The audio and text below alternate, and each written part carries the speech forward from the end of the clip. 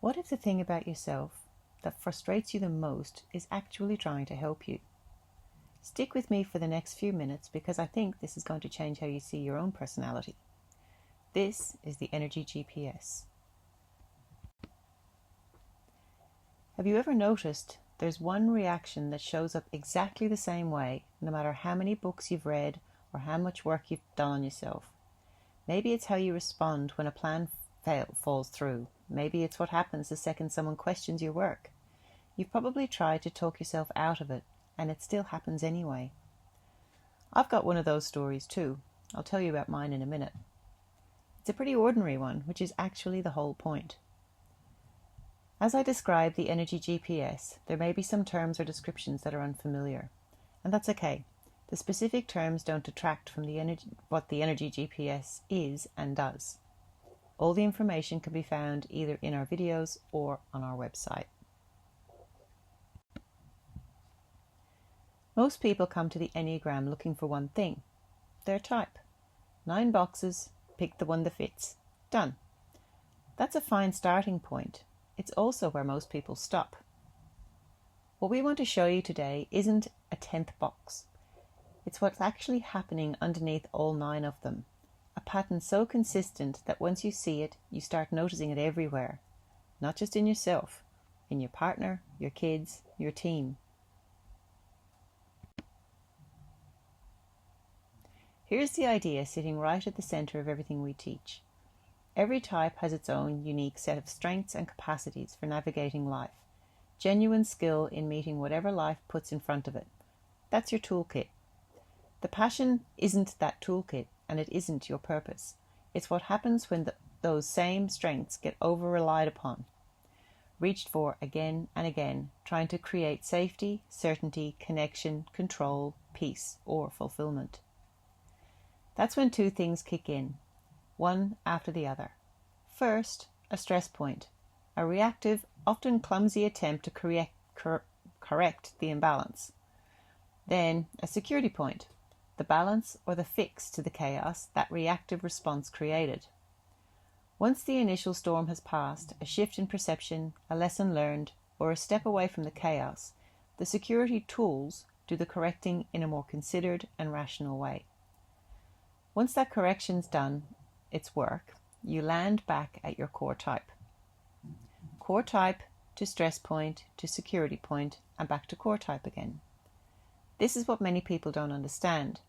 Those stress and security tools are specifically aligned with and available to your type. Fixed, not interchangeable with anybody else's. We'll come back to exactly how in just a minute.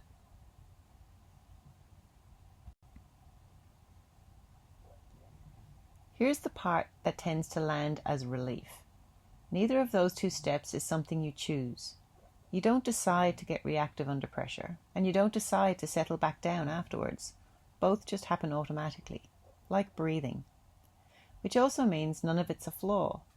It's not your personality malfunctioning, it's your personality doing exactly its job, correcting itself, even when from the outside that correction can look messy. And this is exactly why it's so easy to miss in real life. What sets this cycle off isn't the size of the event, it's how the event gets read and the meaning attached to it.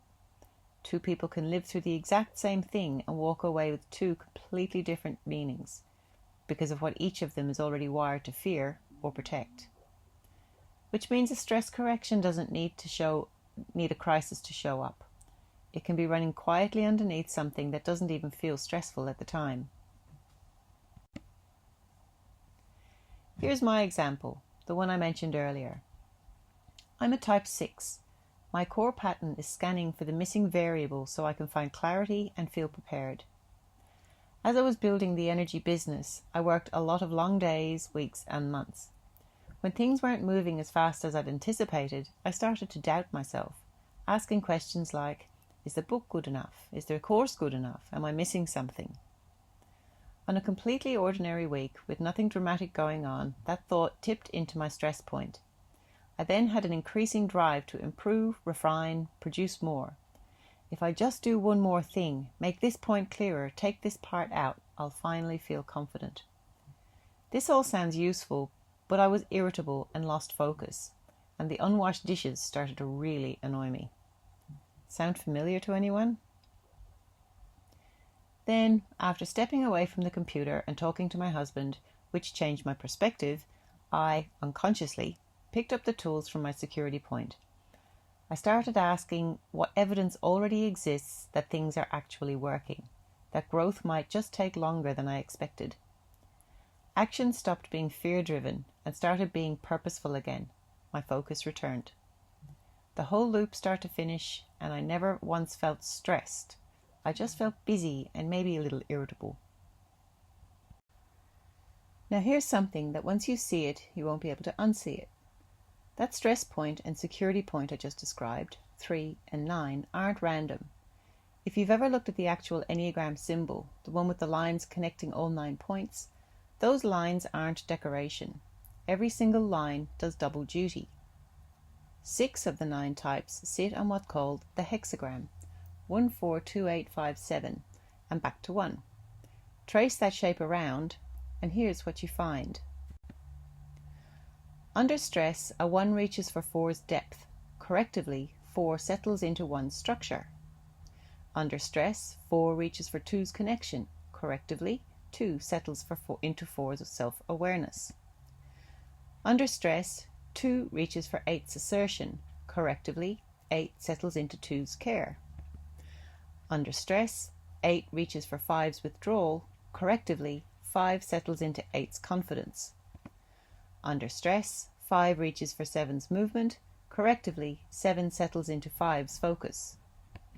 Under stress, 7 reaches for 1's structure. Correctively, 1 settles into 7's lightness, and the loop closes. The other 3 types, 3, 9, and 6, sit on their own triangle, doing the exact same dance. Under stress, 3 reaches for 9's ease. Correctively, 9 settles into 3's drive.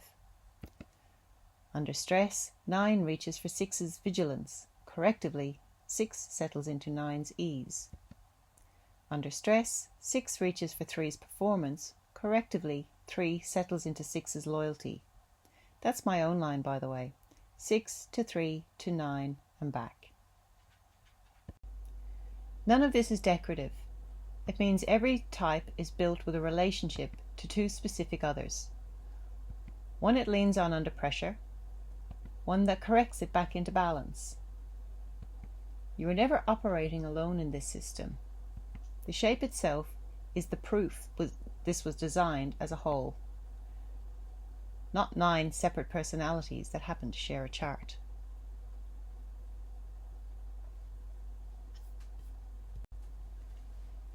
So if all of that, the incident, the stress point, the security point, and the core return to core happens automatically, where does choice actually come into it?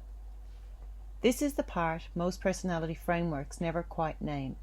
The stress point is automatic, the security point is automatic. Even the return to your core type is automatic. These are all part of the personality's built-in regulation system, constantly working to restore equilibrium. The moment choice becomes available is when you recognize the pattern. Once you arrive back at your core type, you can simply allow the cycle to continue. That's what personality naturally does. The core drive reasserts itself, the next challenge appears, and the loop begins again. Or if you understand the system well enough to recognize what's happening, another possibility opens up. You can choose the virtue. Every type's name points to its gift, its own particular way of meeting life well. The passion is what happens when the gift gets overused, reached for again and again, trying to solve a problem it was never built to solve alone. The virtue is not the opposite of the passion. It's the same gift used in the absence of the passion. For the type 6, courage becomes possible when certainty is no longer required for taking action. For the type 7, sobriety becomes possible when satisfaction is no longer dependent on having more options. For the type 8, innocence becomes possible when strength no longer requires control or excess. The stress point and security point help regulate the system, but they do not create freedom. Freedom appears when awareness allows for a different response. That is the purpose of the ENRG GPS. not to stop the personality from doing what it does, but to help you to recognize the pattern clear enough that the virtue becomes a genuine choice. Most approaches to personality stop at description. Here's your type, here's how you tend to behave.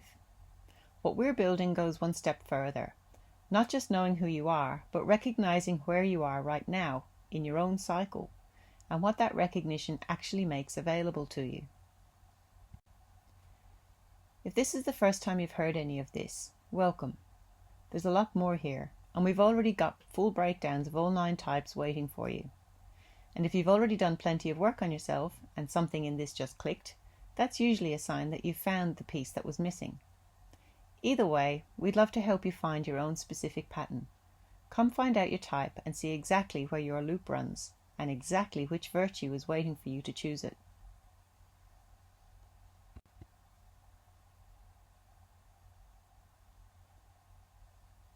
Thank you for listening, and we'll see you at energyperspective.com.